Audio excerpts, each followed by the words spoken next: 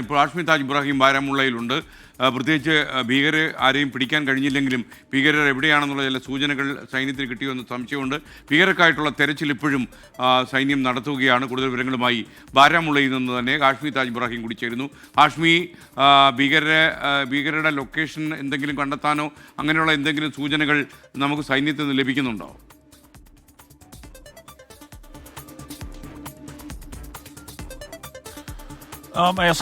നമുക്കറിയാം, പഹൽഗാം എന്ന് പറയുന്നതിന് ചുറ്റുമുള്ള വനമേഖല അത് അതിവിസ്തൃതമായ വനമേഖലയാണ്. അത് കിഴക്കോട്ടേക്കും പടിഞ്ഞാറേക്കും തെക്കും വടക്കോട്ടേക്കും ഒക്കെ വളരെ വിശാലമായി പരന്നിടക്കുന്ന വലിയ ഒരു വനമേഖലയാണ്. മാത്രമല്ല, പ്രത്യേകിച്ച് ഈ ഹാഷിം മൂസയെ പറ്റി അറിയാൻ കഴിയുന്ന ഹാഷിം മൂസ ഇത്തരത്തിലുള്ള വനാന്തരങ്ങളിൽ ദീർഘനാൾ താമസിച്ചുകൊണ്ട് ഇത്തരം ആക്രമണങ്ങൾക്ക് നേതൃത്വം നൽകാൻ പരിശീലനം കിട്ടിയ ആളാണ് എന്നുള്ളതാണ്. അതുകൊണ്ട് തന്നെ ഈ വനമേഖലകളിൽ എവിടെയോ ഈ തീവ്രവാദികളുണ്ട്. ചില നിർണായക വിവരങ്ങളുണ്ട് എസ് കെ, പക്ഷെ നമുക്ക് സൈന്യത്തിന്റെ നിർദ്ദേശം കാരണം നമുക്കത് പ്രേക്ഷകരെ അറിയിക്കാൻ കഴിയില്ല. എന്തായാലും ഏതാനും മണിക്കൂറുകൾക്കുള്ളിൽ തന്നെ ഇത്തരത്തിലുള്ള ഈ തീവ്രവാദികളെ കണ്ടെത്താൻ കഴിഞ്ഞു എന്നുള്ളൊരു നല്ല വാർത്ത കിട്ടും എന്നുള്ളത് തന്നെയാണ് പ്രതീക്ഷ. വലിയ രീതിയിലുള്ള തെരച്ചിൽ ഗ്രാമവാസികളോട് പ്രദേശവാസികളോട് ചിത്രം കാണിച്ചുകൊണ്ട് നേരത്തെ ഒരു ഭീകരാക്രമണത്തിൽ കൊല്ലപ്പെട്ട ഒരാളുടെ ഫോണിൽ നിന്ന് ഇവരുടെ അടക്കം ഈ 4 പേരുടെ അടക്കം ചിത്രങ്ങൾ കിട്ടിയിട്ടുണ്ട്.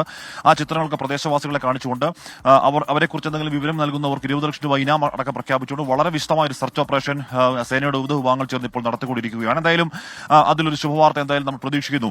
അതിനിടയിലാണ് എസ് കെ പാകിസ്ഥാന്റെ ഭാഗത്തുനിന്നുണ്ടാകുന്ന പ്രകോപനങ്ങൾക്ക് അത് കയ്യും കണക്കില്ല. യഥാർത്ഥത്തിൽ ഒരു യുദ്ധം അവർ ആഗ്രഹിക്കുന്നോ എന്ന് തോന്നിപ്പിക്കുന്ന രീതിയിലാണ് അവർ പ്രതിരോധ മന്ത്രി ഖ്വാജ ആസിഫിന്റെ പ്രതികരണങ്ങളൊക്കെ. ഏറ്റവും ഒടുവിൽ റോയിട്ടേഴ്സിന് നൽകിയ അഭിമുഖത്തിലും ഖ്വാജ ആസിഫ് പറയുന്നത് ഇന്ത്യയുടെ ആക്രമണം ഇമ്മിനന്റ് ആണ് എന്ന് പറഞ്ഞാൽ ഇന്ത്യയുടെ ആക്രമണം ആസന്നമാണ്, ഏതു സമയവും ഇന്ത്യ ആക്രമിക്കുമെന്ന് പാക് നേതൃത്വം ബ്രീഫ് ചെയ്തിട്ടുണ്ട്. അതിനുവേണ്ടിയുള്ള സജ്ജീകരണങ്ങൾ പൂർത്തിയായിരിക്കുന്നു. നേരത്തെ പറഞ്ഞതുപോലെ ആണവായുധ ഭീഷണി അത് മിസ്കോട്ട് ചെയ്തതാണ്. തങ്ങളുടെ നിലനിൽപ്പിന് ഭീഷണി ഉണ്ടാകുന്ന സാഹചര്യം ഉണ്ടായാൽ ആണവായുധം പ്രയോഗിക്കാൻ മടിക്കില്ല എന്ന് വീണ്ടും ആവർത്തിക്കുന്നു പാക് പ്രതിരോധ മന്ത്രി ഖ്വാജ ആസിഫ്. അതോടൊപ്പം തന്നെ അതിർത്തി മേഖലയ്ക്ക് ഇന്ത്യ പാക് അതിർത്തിയിലേക്ക് അവർ കൂടുതൽ സന്നാഹങ്ങൾ എത്തിക്കി തുടങ്ങിയ ഒരു പ്രതീതി സൃഷ്ടി എന്ന് പറഞ്ഞാൽ അവർ ചെയ്യുന്നത് 10 ആണെങ്കിൽ പറയുന്നത് ഒരു 100 എന്ന മട്ടിൽ ഒരു പ്രതീതി സൃഷ്ടി ഉണ്ടായിക്കൊണ്ടേയിരിക്കുന്നു. പല രീതിയിലുള്ള പ്രതികരണങ്ങൾ പാകിസ്ഥാനിൽ നടക്കം ഇന്നും പല രീതിയിലുള്ള പ്രകോപന പ്രതികരണങ്ങൾ അവർ പ്രധാനപ്പെട്ട നേതാക്കളുടെ ഭാഗത്തു നിന്നൊക്കെ ഉണ്ടാവുന്ന കാഴ്ച ഇന്നും കണ്ടു. അങ്ങനെ നമ്മുടെ ഇന്ത്യ നടത്തുന്ന നയതന്ത്ര നീക്കങ്ങളിൽ തന്നെ വല്ലാതെ വിരളെ പിടിച്ച് വല്ലാതെ ആശങ്കപ്പെടുന്ന ഒരു പാകിസ്ഥാനെ നമ്മളിപ്പോൾ കാണുന്നു. ആശങ്കപ്പുറത്താണ് അവർ ചൈനയിലേക്ക് പോകുന്നതും ചൈനയുടെ സഹായം അഭ്യർത്ഥിക്കുന്നതും ചൈനയുടെ പിന്തുണ തേടുന്നതും ഒക്കെ ആ ആശങ്കപ്പുറത്ത് തന്നെയാണ്. അതിനിടയിലാണ് ഈ പറയുന്ന രീതിയിൽ അവരുടെ പാക് സൈനിക മേധാവി കാണാനില്ല എന്ന രീതിയിലുള്ള സോഷ്യൽ മീഡിയയിലുള്ള പരിഹാസം. എവിടെയാണ് പട്ടാള മേധാവി എന്നുള്ള ഇപ്പോഴും അറിയില്ല.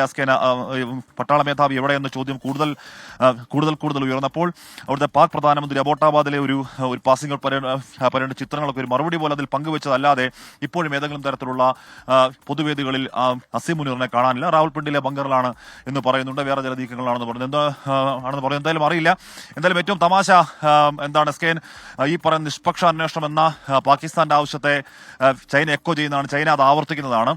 ജനാധിപത്യം പേരിന് പോലും ഇല്ലാത്ത ഒരു രാജ്യം, എന്തെങ്കിലും ഒന്ന് പറയണമെങ്കിൽ അവിടെ സർക്കാരിന്റെയും അവിടുത്തെ ചൈനീസ് കമ്മ്യൂണിസ്റ്റ് പാർട്ടിയുടെയും ഒക്കെ അനുവാദം വളരെ കൃത്യമായി വേണ്ട, സെൻസറിങ് അങ്ങേയറ്റം നിൽക്കുന്ന ഒരു രാജ്യം നിഷ്പക്ഷ അന്വേഷണത്തെ പറ്റിയൊക്കെ പറയുന്നത് വലിയ തമാശയല്ലാതെ എന്താണ് സ്കെയിൻ? Thank you. അതിർത്തിയിൽ നിന്ന് വരുന്ന വാർത്തകൾ മാത്രം ശുഭകരമല്ല. പാകിസ്ഥാന്റെ പ്രകോപനം തുടരെ ഉണ്ടാകുന്നു എന്നാണ് നമുക്ക് ലഭിക്കുന്ന വിവരം.